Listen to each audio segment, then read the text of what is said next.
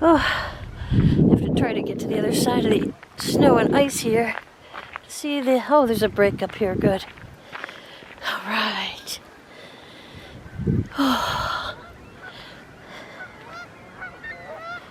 Oh, heavens to Betsy. It's a beautiful thing.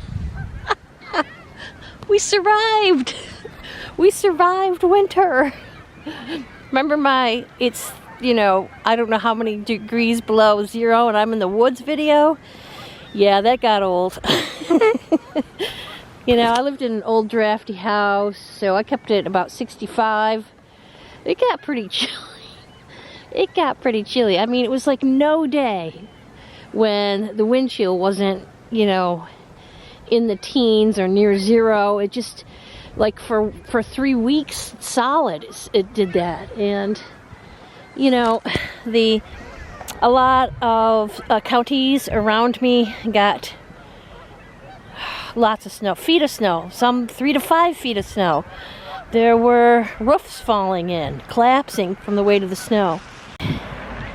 And then, you're driving home. I work odd hours, so, driving at night and slippery roads and blinding snow. And, finally it was just like you go in your house, you stay there, and you're like, I don't think I can take any more. And just when you think the boot's been on your neck long enough and you really, really, really can't take any more, God gives us spring. And here they all are, the migrating birds. Remember, they get together with each other. Doesn't matter if they're birds of a feather or not. They're just all different sorts of birds. We got as I just showed you, we've got a heron standing out there with the swans and the Canada geese. So we're just gonna appreciate this because spring is here. And, a lot of things don't make it. Contrary to popular belief, not everything makes it through the hard winter. Not all the little birds make it, not all the squirrels make it, and not all the people make it. So when you get through a winter, everybody should just be thankful that you got through another winter. And just be so glad that God's given us a chance to see another spring and watch the earth come to life again. There's the moon up there. The moon's out up there. The moon was beautiful last night. It was in the middle of a triangle, which was 2 stars and Mars.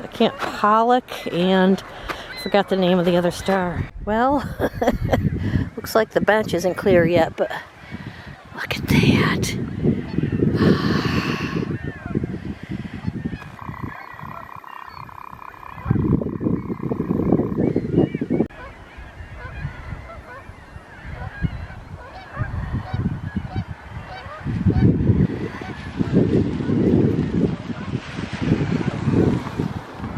I'm gonna go see if I can get a better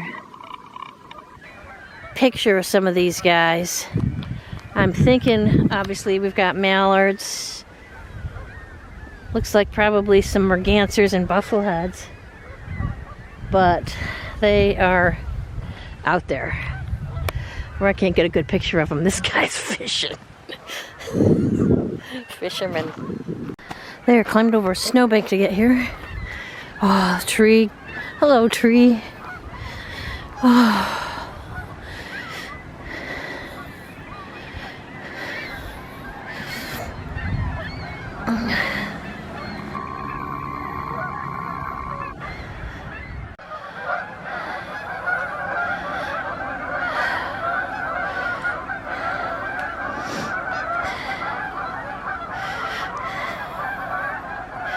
Fill my arms with Heather Heathcliff. Oh, it's just, I feel liberated. It's terrible, man. You have to stay indoors. Look at that.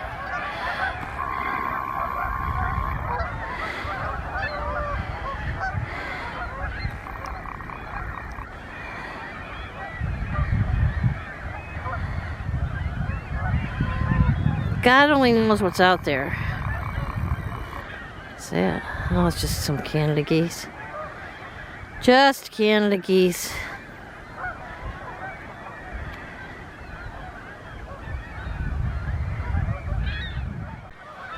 I had something like this. I had to put the warm hat on. It's not that warm yet. I had something like this on for like a relaxation video. It's like, why am I sitting here watching this when I can be outdoors? Hi guys, happy spring. We made it.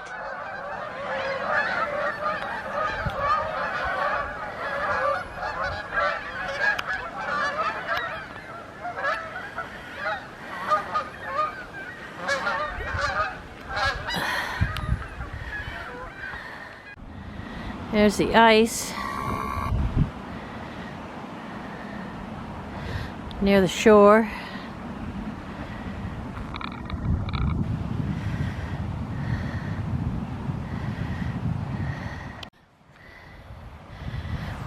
So look at that. This is one of those ice volcanoes that they talked about. That water's just not coming out now.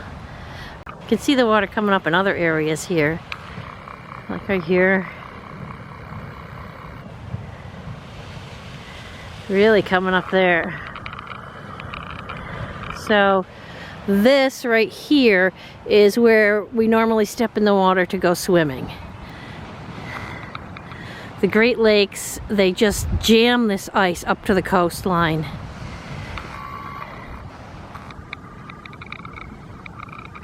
And so that ice is making everything behind it frozen. And I'm not walking on it.